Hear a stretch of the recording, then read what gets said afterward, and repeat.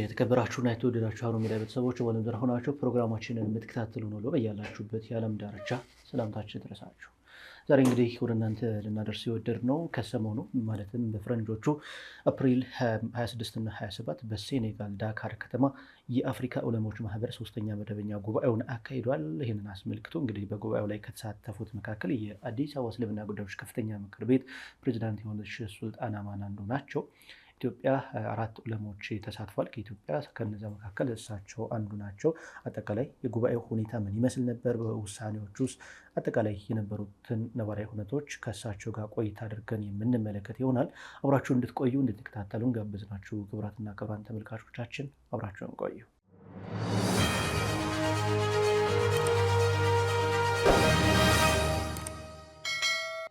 ሻችን በቅድሚያ እጅግ በጣም አመሰግናለሁ ለዚህ ቃለ መጠይቅ ፈቃደኛ ስለሆኑ።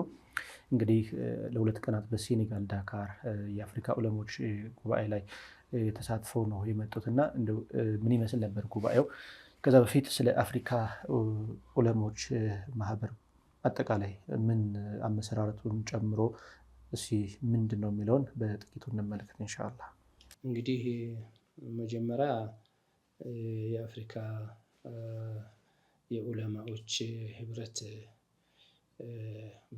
የተካሄደውን አስመልክቶ ለህዝብ ለማዳረስም ይህንን ዋና ኃላፊ አድርጋችሁ ዓላማ አድርጋችሁ እዚህ መጣችሁ መጠየቃችሁ ያመሰገንኩኝ።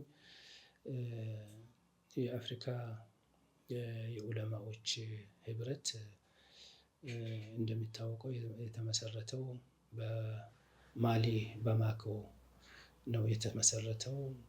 ከተመሰረተው ዛሬ 15 ዓመት በፊት ነው። ምስረታው ላይ ሁላችንም እዛ ተገኝተናል። ማለት እኔ ዶክተር ጂላኒ፣ ሼክ መሐመድ ዘይን፣ ዶክተር አብደላም ነበሩ እና እዛ ማሊ ተመሰረተ። እንግዲህ አፍሪካ ዑለማዎች ህብረት ሲባል አፍሪካ ማለት አረብም አረብ ሀገራት ያልሆኑም ሁሉም አሉ። ግን አረብ ማለት ይሄ አልጄሪያ ሁሉም አፍሪካ ሲባል ማለት ነው። አፍሪካ ሲባል እነዚህን ይይዛል። ግን ይሄ ምስረታ የአረቦች ውጪ የሆነ ነው። አረቦች ሀገር ሳይሆን ደቡብ ሳህራ ላይ ያሉት ጥቁር አፍሪካውያኖች ብቻ ነው የተመሰረተው። በዛም ጊዜ አረቦቹም እኛንም እንግባ ብሎ እንጨመር ሲሉ እኛ ራሳችን እንደ አፍሪካዎች ራሳችን በራሳችን አንድ የሚያረገን ህብረት ሊኖር ይገባል። እስካሁን ድረስ ምንም የሚያገናኝን ነገሮች ስለሌሉ እኛ ራሳችን መመስረት አለብን።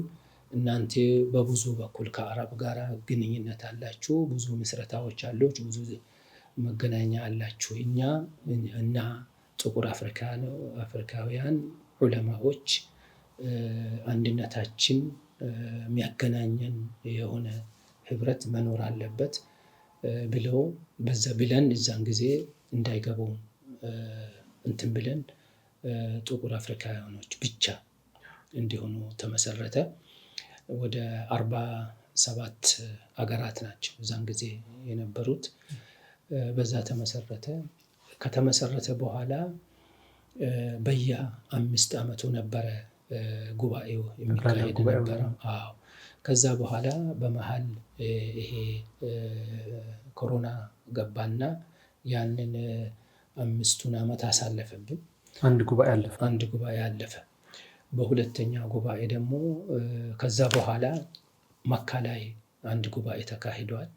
የተሟላ ምንም እንኳን የተሟላ ባይሆንም የተወሰኑ አብዛኛው የአፍሪካውያን እዛ ተገኝተው መካ ላይ አንድ ጉባኤ ተላልፈዋል። በዛ ጉባኤ በተላለፈው የሚቀጥለው እንደውም ኢትዮጵያ ቢሆን ብለው ነበረ። ምክንያቱም የአፍሪካ አንድነት ህብረት እዚህ ስላለ እዚህም አባል ለመሆን ተመልካች አባል ወይም የክብር እንግዳነት እንዲገኝ ለመሆን ፍላጎት ነበረ። በተመሰረተ ጊዜም እኛን እዚህ ያለው አፍሪካ ህብረትን ደብዳቤዎችን አስገብተን ጥያቄ አስገብተን አባልነት ጥያቄ እንዲገባም ተደርጎ ደብዳቤውን እኛ ራሳችን አስገብተን እየተከታተልን ነው ያለነው። ስለዚህም ያንንም ያጠናክራል እዚህ ቢሆን የሚል ነገር ነበረ። እኔ እዛን ጊዜ አልነበርኩም የመካውን እነ ዶክተር ነበሩ ዶክተር እና መሐመድ ዘይን ነበሩ።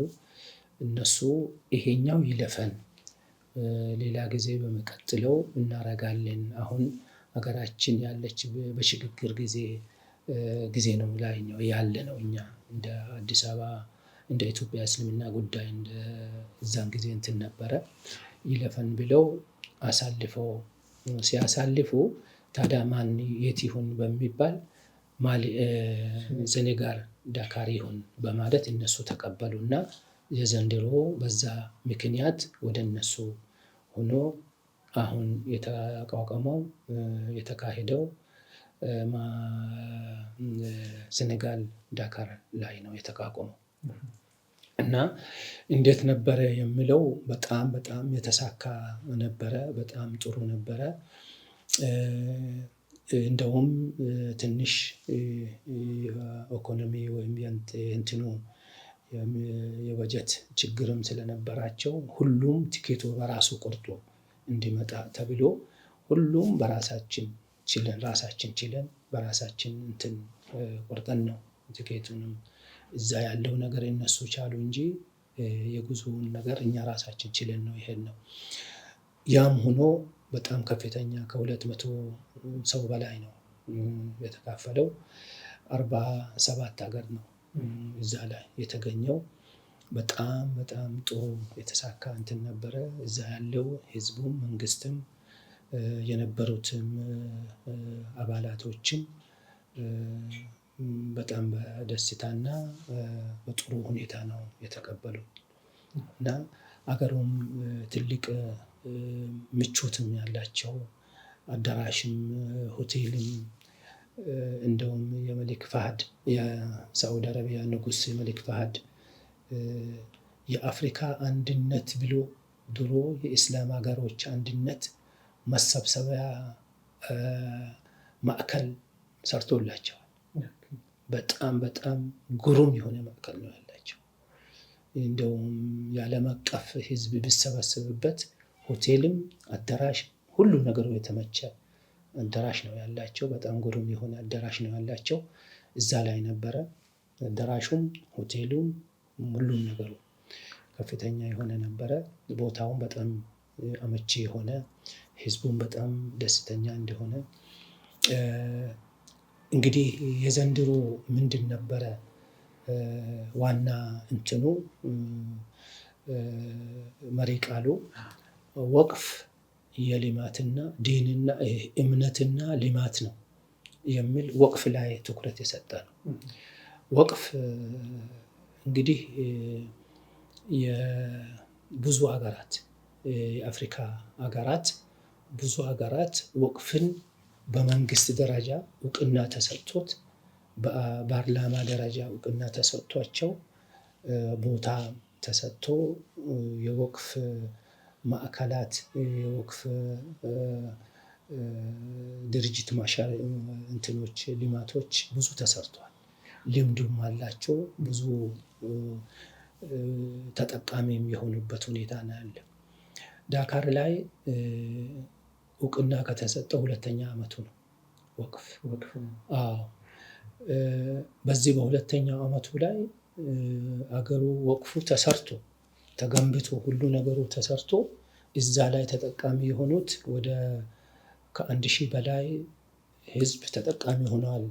አረጋውያን፣ የቲሞች እንትኖች ይሄ በመንግስትም በእዛ ያለው ድርጅትም አንድ ላይ ሆኖ አብረው ሆኖ ይሄን ነገር የገነቡትም የሰሩትም እየተሰራ ያለው በመንግስት ደረጃ እውቅና ያገኘ ነው። እኛ ወቅፍ ማለት አሁን እኛ ወቅፍ ስንል የሆነ አንድ ሰው የሆነ ነው በአጭሩ ነው የምንፋህመው። ግን በሰፊው ሲታይ አሁን ልክ እንደ ሀገራችን አዲስ አበባ ኢትዮጵያ እስልምና ጉዳይ በፌዴራል በፓርላማ ነው የጸደቀው። ወቅፍም እንደዛ እንደ ፓርላማ ነው የጸደቀላቸው እና በዛ መልኩ የሚሄድበት ነው። ምንድነው አፍሪካ ከድህነት ከችግር ለማውጣት ወቅፍን ዑለማዎቹ የዲናችን የሃይማኖት የእስልምነታችን ወቅፍን ከፍተኛ ቦታ ይሰጠዋል በፊቅህ ውስጥ። ስለዚህ ይሄንን ወቅፍ ዑለማኡ በየሀገሩ በያለበት ህዝቡን አነሳስኖ ቀስቅሶ ወቅፍ እንዲሰራና በወቅፍ ስር ትምህርት ቤቶች፣ የዲኑ ትምህርት ቤቶች፣ ኮሌጆች፣ ብዙ ነገሮች ሊሰሩ ይችላሉና ወቅፉን በያለንበት በሀገራችን ከመንግስታት ጋር ሆኖ አብሮ ለህዝቡ ማህበራዊ እንትንን ያጠናክራል። ሃይማኖቱንም ደግሞ የዲኑንም ዕልምም ለማስፋፋት ትምህርትን ለማስፋፋት ስለሚሆን ባለንበት በየሀገራችን ይሄንን ላይ በዚህ ላይ መስራት አለብን ብን ስምምነቱ ትልቁ ስምምነት ዋናው ይሄ ነው። በዚህ ላይ ተስማምቶ ነው እንትን ያለው። ሌላው በእንትናችን ላይ ነው ያለው በአቋም መግለጫ ላይ ባለ 14 ነጥብ አቋም መግለጫ ምናልባት ሲመሰረት ይመስለኛል የተለያዩ ሹመቶች ተሰጥቶ ነበረ። ዘንድሮም የተለያዩ ሹመቶች እንደተሰጡ ሰምተናልና ስለነሱ ጥቂት ነገር። እንግዲህ ከተመሰረተ ከ15 ዓመት በላይ ሆኖታል። በዛን ጊዜ ሹመቱ ምንድን ነበር? ሲመሰረት እንዴት ነበረ? አፍሪካን በአራት ነው የተከፈለው። ምስራቅ አፍሪካ፣ ምዕራብ አፍሪካ፣ ደቡብ አፍሪካ እና ማዕከል አፍሪካ። ለምስራቅ አፍሪካ ዋና ሰብሳቢውና ዋና የፕሬዝዳንቱ ምክትል 4 ምክትሎች ናቸው ያሉት። ፕሬዝዳንት አለ። ፕሬዝዳንቱ አሁን ዳካር ያለው ሙሐመድ አህመድ ሉህ ይባላሉ። በጣም ትልቅ ዓሊም ናቸው። በስማቸው ኮሌጅ አለ። የሙሐመድ አህመድ ሉህ ኮሌጅ ይባላል። ኮሌጁ ስሙ ኮሌጅ ነው። እስካሁን ዩኒቨርሲቲ በላይ የሆነ እንትን ነው ያለው። አይተናቸዋል። እሳቸው ያው ዋና አጠቃላዩ እንትን ናቸው፣ ፕሬዝዳንት ናቸው። ለዚህ ፕሬዝዳንት 4 ምክትል ፕሬዝዳንቶች አሉ። አንዱ ምክትል የምስራቅ አፍሪካን የሚመራ ነው፣ ዶክተር ጂላኒ ናቸው። ምዕራብ አፍሪካ እንደዚሁ አሉ፣ ትልቅ ዓሊም ልክ እንደ ዶክተር ጂላኒ ደረሳ ያሉት። ደቡብ ማዕከሉም እንደዛው አሉ። 4 ተካፍሎ የኛ ምስራቅ አፍሪካ ዶክተር ጂላኒ ናቸው። ዶክተር ጂላኒ የምስራቅ አፍሪካን ታንዛኒያ፣ ሶማሊ፣ ኤሪትሪያ እና ደቡብ ሱዳን፣ ኬንያ እና ኢትዮጵያና ኤርትራን ጨምሮ ቡሩንዲ፣ ሩዋንዳ፣ ቡሩንዲ ከኛ ከምስራቅ አፍሪካ ነው። ታንዛኒያም ጨምሮ ከምስራቅ አፍሪካ ነው። እነዚህ እንትን ተጠያቂው ኃላፊ ዶክተር ጂላኒ ናቸው። እንደዚህ በ4 ተከፍሏል። ሰሜን አፍሪካ ማለት ያው አረብ ሀገርን ስለሆነ እሱ ስለሌሉ በዚህ ነው የተከፋፈለው። ከዛ በተጨማሪ 4ታችንም በኮሚቴዎች ላይ ወደ 8 ንዑሳን ኮሚቴዎች አሉ። በእነሱ ስር ሆኖ ማለት ነው። 4ታችንም ኮሚቴዎች ላይ ያለው ሼህ መሐመድ ዘይን የአባላትን ኮሚቴ ውስጥ ነው አሉ፣ አባል ናቸው። አባላትን በመመዝገብ የአባላት ክፍያዎችን በየአመቱ $50 ነው የሚከፈለው። አባላት በየአመቱ $50 ይከፈላል። ያንን እንትን አድርጎ እንግዲህ አባላትን የሚመለከት በመዝገብ ተጨማሪ አባላት ሀገራችን ውስጥ ያሉ ዑለማዎችን ተጨማሪ መመዝገብ አለባቸው የሚሉትን መመዝገብና ለነሱም እውቅና ሰጥቶ ወደዛ ለማስተላለፍ ነው። በየሀገሩ ደግሞ ኮሚቴ በየእንትኑ ሀገር ቢሮ ይኖራል። አሁን እዚህ ኢትዮጵያ ውስጥ አንድ ቢሮ ራሱን የቻለ ቢሮ ይመሰረታል፣ ይኖረናል። ንዑሳን ኮሚቴም ደግሞ እዚህም ደግሞ የራሱ የቻለ ኮሚቴ ይኖራል። እዚያ ኮሚቴ ጋር ሆኖ ተባብሮ ወደ ትልቁ ይተላለፋል እና እኔ አሁን በኢኮኖሚ ወይም በበጀት ኮሚቴ ውስጥ አባል ነኝ። ዶክተር አብደላም እንደዚሁ የችግሮችን የመፍታት ኮሚቴ ውስጥ አባል ናቸው። እንደውም እሳቸው ሰብሳቢ ይመስለኛል፣ ሰብሳቢ ናቸው። ሼህ መሐመድ ዘይን እንዳልኳቸው እንደዛ ነው ያሉት። ሼህ ማህሙድ ሁሴን አብደላህ እሳቸው ደግሞ የማስታወቂያ የኢላም ኮሚቴ ናቸው፣ አባል ናቸው። በአፍሪካው ላይ እዛ ላይ ኮሚቴዎች ነን። አራታችን በዚህ ውስጥ ነው ያለነው። ግን ሌሎች አባላቶቹ ደግሞ እዛ የተዘገቡ አባላቶች አሉ፣ ያልሄዱ ማለት ነው። ብዙ ሼህ መሐመድ ሐሚዲንም አሉ። ሀታ ሼህ ሐጂ ኢብራሂም አሉበት እና ብዙዎች አሉ። እኛ ምን ያክል ወደ 15 አባላት የሚሆኑ አሉ ከኛ ሀገር ውስጥ። አሁንም ሊጨመሩ ይችላሉ። አሁን ሂደቱ በአሁን ጊዜ በአዲስ መልኩ በደንብ ጠንክሮ እንዲቀጥል እየታየ ነው ያለው ነው። በዚህ ስብሰባ ላይ በጣም ብዙ ነገሮች ተወስነዋል እና በዛ ውስጥ ነው ያለነው። የዓለም ሙስሊም ነባራዊ ሁኔታ በሀገራችን በአፍሪካ ላይ ብዙ ይሄ ግጭቶች እንዳይኖሩ ለመንግስታት እንትን ላይ ተነስተዋል። በመጨረሻ በአቋም መግለጫ ላይ ሰላም እንዲፈጠር፣ አፍሪካ ሰላም እንድትሆን፣ አፍሪካ ወደ ልማት እንድትመለስ እኛም እንደ ዑለማዎች እንደ ሀገሪቱ እንትኖች ከመንግስታት ጋር ሆነን ለሰላምና ለልማት አብረን ቁመን እንድንሰራ በየሀገሩ ባሉበት ችግሮችን ለመፍታት ዑለማዎቹ ትልቅ ሚና እንዳላቸውና መሳተፍ እንዳለባቸው እና በፈለስጢን ጉዳይ በአንድነት ነው የፈለስጢን ጉዳይ በማውገዝ እዛ ላይ እንትን ተደርጓል። ጠቅላላው ወደ 7 ነው 9 እንትን የያዘ አቋም መግለጫ ነው የወጣው። የቀጣይ ስብሰባ ኢትዮጵያ እንዲሆን ነው። ግን ምንድነው 5 ዓመት በኋላ 5 ዓመት ረዥም ጊዜ ስለሆነ የአፍሪካ አገር ሂደቶቹ ብዙ ጊዜ ስለሚለዋወጡ ግን ወደ 2 ዓመት ሲቀረው እርግጠኛው እዛ ሀገር ነው ተብሎ ይወሰናል። እስካሁን ድረስ በመጀመሪያም ቢሆን የሀገር ተብሎ አይወሰንም።